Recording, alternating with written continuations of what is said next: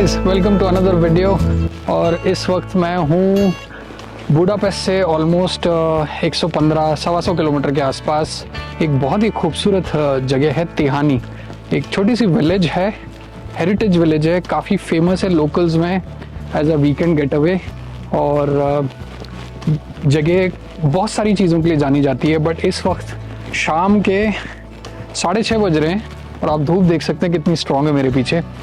सो मैं इस टाइम पे यहाँ पे करने आया हूँ एक गोल्डन आवर ट्रैवल फोटोग्राफी पूरी विलेज की। इस विलेज में मैं मल्टीपल टाइम्स आ चुका हूँ, बट कभी भी इस समय पे नहीं आया। जब भी मेरा आना हुआ है, जो इंडिया से मेरे फ्रेंड्स आते हैं उनके साथ आना हुआ है, तो हम सुबह निकलते थे बुडापेस्ट से, दिन भर विलेज में घूमते थे और इस समय पे हम वापस जा रहे होते थे जब एक्चुअल में एज अ फोटोग्राफर मुझे रहना चाहिए था।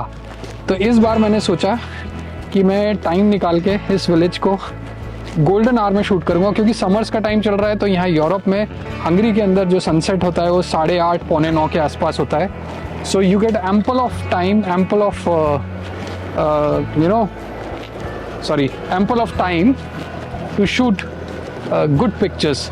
एंड वही मैं करने यहाँ पे आया हूँ। लाइट अभी भी थोड़ी हार्श है, but I am sure with in next 45 minutes और सो लाइट काफ़ी अच्छी हो जाएगी और फिर मज़ा आएगा।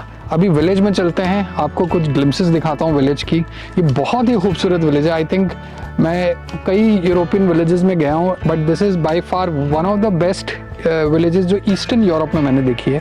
तो वो एक्सप्लोर करने में आया हूँ और एज अ फोटोग्राफर अपनी नज़र से आपको इस विलेज को दिखाना चाहता हूँ। तिहानी की गलियों में घूमना एक दिल को बहलाने वाला एहसास है। ट्रैवल फोटोग्राफी में कई बार ऐसा हो चुका है मेरे साथ कि जगह बहुत खूबसूरत है और आपको लगता है आप एक परफेक्ट पिक्चर बना सकते हैं यहाँ पे, और आप पूरा दिन आप इसी चीज़ की मशक्क़त करते हैं कि आप वो एक परफेक्ट शॉट निकाल लें। लेकिन मुसीबत है यार, ज़रूरी नहीं कि आप किसी बहुत खूबसूरत चीज़ के सामने हो और आप उसको कैमरे पे भी उतने ही अच्छे से दिखा पाएँ। और मेरे लिए बहुत बड़ा स्ट्रगल बन रहा था to find out good composition. तो मैंने क्या किया, मैंने सरेंडर ही कर दिया और मैं लोकेशन को एंजॉय करने लग गया जब तक मुझे ऐसा ना लगे कि बस ये है मेरा शॉट।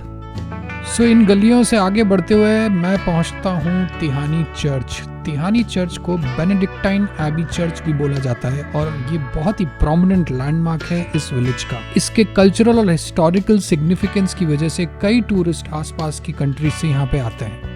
ये चर्च लगभग 11th सेंचुरी ओल्ड है और इसका जो आर्किटेक्चर है वो रोमन और गॉथिक स्टाइल का है। सो इस वक्त लाइट थोड़ी सी हार्श है। स्टिल 7:30 PM राइट नाउ, 7:30 बज रहे हैं एंड स्टिल लाइट इतनी हार्श है। I tried my best to take some pictures. ये जो पीछे चर्च है इसका, और जब मैं मल्टीपल टाइम्स जब मैंने पिछली जितनी भी ट्रिप्स मारी है उनमें ये चर्च सिर्फ रेनोवेशन स्टेज पे ही था। अभी भी जो इसका पीछे का हिस्सा है थोड़ा सा उस पर रेनोवेशन चल रहा है, बट अब ये लगता है पूरा कंप्लीट हो चुका है। तो अब इसकी फ़ोटोग्राफ लेने का भी मन कर रहा है, क्योंकि पिछली जितनी भी बार मैं आया मैं फ़ोटोग्राफ ले ही नहीं सकता था, क्योंकि चारों तरफ इसके कंस्ट्रक्शन चल रहा था, इसको रेनोवेट किया जा रहा था। बट अभी मैंने कुछ शॉट्स लिए हैं। I will still wait here for couple of maybe half an hour, 40 minutes और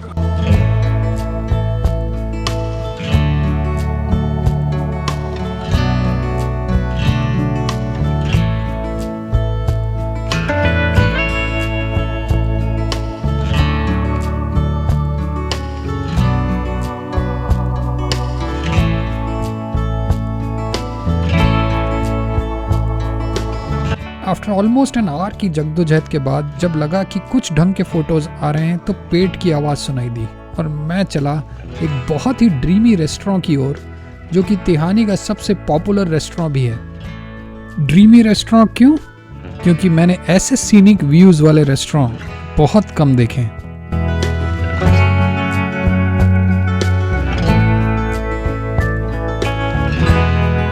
सो ये जो रेस्टोरेंट है तिहानी में, ये रेस्टोरेंट जितनी भी बार मैं यहाँ पे आया हूँ मैं इस रेस्टोरेंट में ज़रूर आता हूँ, बिकॉज यहाँ का जो खाना है एक तो ट्रेडिशनल हंगेरियन फूड है, दूसरा जो फ्लेवर है वो काफ़ी कुछ हमारे हिंदुस्तानी खाने से रिजेंबल करते हैं, कुछ डिशेस के, न सारी के नहीं। और दूसरा जो व्यू है यहाँ से, आप पीछे मेरे बैलेटन लेक देख सकते हैं, पैनोरामिक व्यू है पूरी लेक का और बहुत ही ज़बरदस्त व्यू है। स्पेशली सनसेट के टाइम पे, अभी सनसेट हो रहा है, हालांकि सनसेट पीछे तरफ हो रहा है रेस्टोरेंट के, तो नज़र नहीं आ रहा है, बट जो एम्बियंट लाइट है सनसेट की वो लेक पे पड़ रही है और काफ़ी मेस्मराइजिंग ये नज़ारा लग रहा है यहाँ से। जो मेरे पीछे आप लेक देख रहे हैं, लेक बैलेटन, बेसिकली ये one of the most happening destinations में से एक है। ज़्यादातर Hungary is known for its water sports, मतलब कई लोग यूरोपियन कंट्रीज़ को फुटबॉल से रिलेट करते हैं as a sport, but Hungary is known for its water sports. और ज़्यादातर water sports, in fact international championship, कई सारी यूरोपियन चैम्पियनशिप्स इस लेक पे होती हैं। अभी भी सेलिंग वगैरह ऑन है। और समर्स के लिए इट इज़ लाइक जैसे हम इंडियंस के लिए गोवा है, समर्स में लोकल जो टूरिस्ट है वो इसी लेक की तरफ आता है।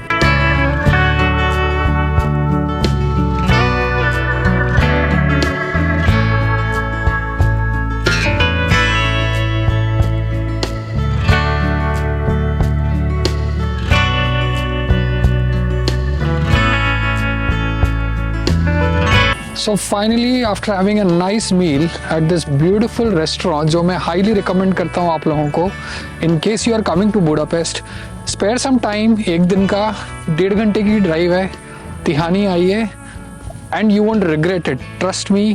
पूरा दिन घूमिए, दोपहर में यहाँ पे लंच करिए। मैं तो डेलिबरेटली शाम को आया, just because I wanted to enjoy and see this town in beautiful golden hour, इसलिए मैं आया। बट अदरवाइज अगर आप आते हैं, आप पूरा दिन यहाँ स्पेंड कर सकते हैं। इनफैक्ट यहाँ तिहानी के अंदर there are so many Airbnb, so many apartments. I highly recommend कि आप आएँ, अगर रुक सकते हैं एक रात तो एक रात यहाँ पे स्पेंड करें and you won't regret it. So guys, I'll end this video now. So I hope आपने एक छोटा सा वीडियो हंगेरियन कंट्री साइड का एंजॉय किया होगा।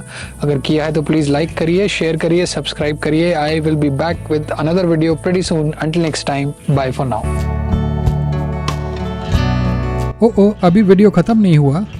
जैसे ही मैंने अपने कदम बाहर निकाले तिहानी से बाहर निकलने के लिए, उन्हीं गलियों को थ्रू जिन गलियों से मैं अंदर आया था, मैंने देखा कि ब्लू आवर हो चुका है, ट्वाइलाइट। और ऐसे मौके पे कौन सा फोटोग्राफर है जो अपने आप को रोक पाएगा फोटोग्राफ खींचने से। और यही मैंने भी किया और आपको छोड़े जाता हूँ कुछ ऐसी पिक्चर्स के साथ जो मुझे लगता है उस दिन की मेरी सबसे बेहतरीन पिक्चर्स थी।